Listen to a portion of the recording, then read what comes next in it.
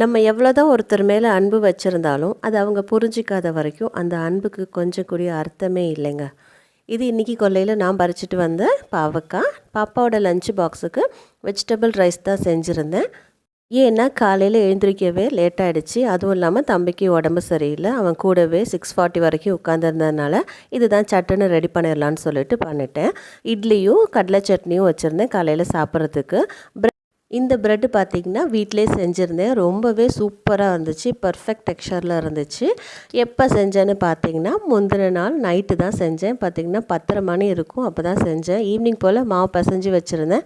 But சுத்தமாக மறந்துட்டேன் தம்பிக்கு உடம்பு சரியில்லைன்னு. அதுக்கப்புறம் 11 o'clock போய் எல்லாத்தையும் பேக் பண்ணிவிட்டு நைட்டு ராக்கோலி மாதிரி உட்காந்துருந்தேன். இந்த மாதிரி சமைச்ச எக்ஸ்பீரியன்ஸ் உங்களுக்கு யாருக்காவது இருந்தால் ஷேர் பண்ணுங்கள். என்னோடய வீடியோ பிடிச்சா லைக் பண்ணி சேனலை மறக்காமல் சப்ஸ்கிரைப் பண்ணிக்கோங்க. இதே மாதிரி இன்னொரு மினி விலாகில் நாளைக்கு மீட் பண்ணுறேன். அது வரைக்கும் பாய்.